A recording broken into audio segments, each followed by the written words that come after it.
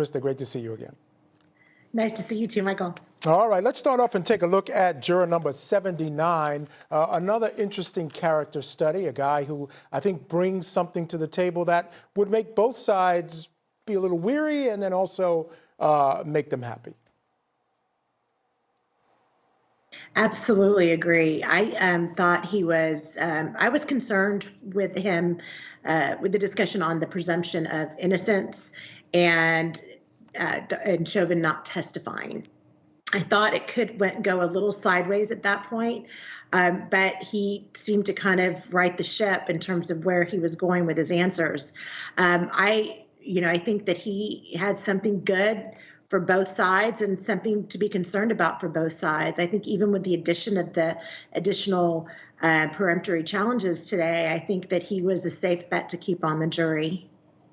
Yeah, I wouldn't have used a challenge on him. I'm not sure any of his answers went far enough to get him excused for cause. So I think he was a fairly safe bet to be on the jury. Now, I want to talk to you about that settlement agreement and the fact that they had to go back and revoir dire some of these jurors. What was your take on that? I mean, that really was an extraordinary situation this morning.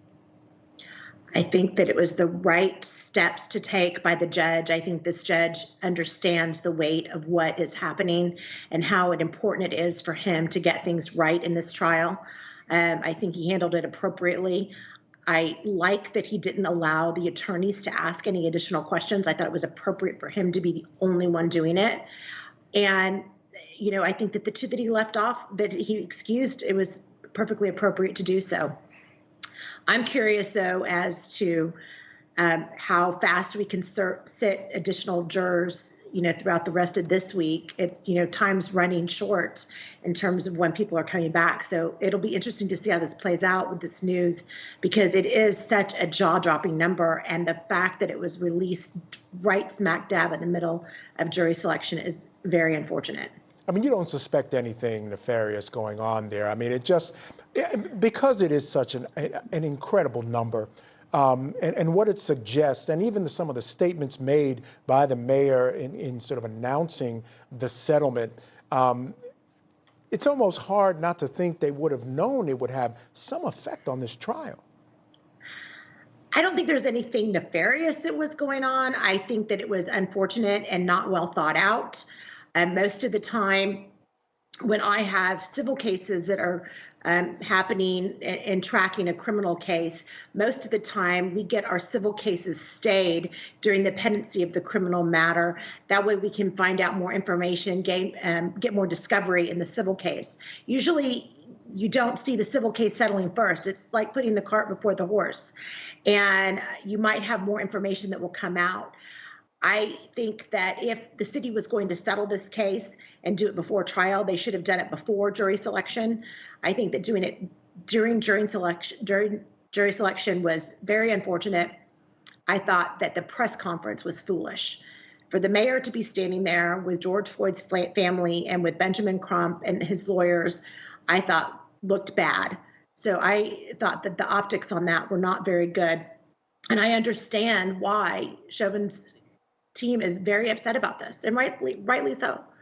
Yeah, without question. And again, it was the press conference. I mean, it was just, there was no way to avoid it, even though they do admonish every juror not to sort of go into social media, or if you do, try to stay away from news. But that was the type of thing. You just turn on the radio and there it was. We heard a couple of people actually say that. All right, so now we have 4 women and 5 men on the jury. Actually, that matches kind of the demographic out there. It's about 50-50 with men and women. We were able to add a black gentleman to the jury. So now we have 5 white, 3 black, 1 mixed race. I want to get your impressions on the overall makeup of the jury now. I think because of COVID, we're seeing a jury that skews younger, where the older jurors are choosing not to come or getting out of it because of COVID. I've never seen a jury this young starting to develop in any of my cases. But I think that the answers that I'm hearing is a jury that is kind of enthusiastic about being there, and not in a negative way.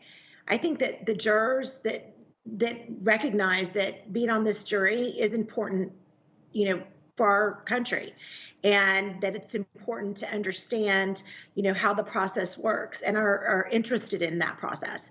So I think that despite the fact that we have a younger jury, which really concerns me a lot of the time, I think that we have a jury that is thoughtful. So I think that's really good, and educated.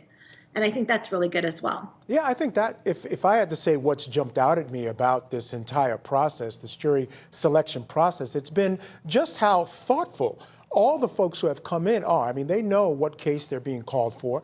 They know the gravity of the situation, and they seem to be, for the most part, accepting that responsibility and seem extremely thoughtful. Has that surprised you?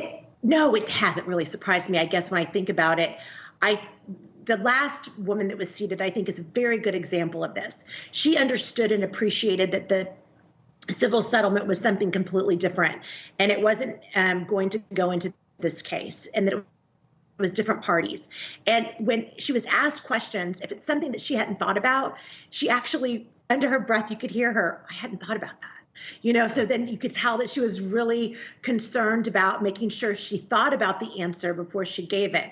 And so it was a really good example of someone that really wanted to make sure that they weren't just blurting something out, but they were being thoughtful and appropriate about it. So I thought, she was a great example of how thoughtful this has happened and how it has played out.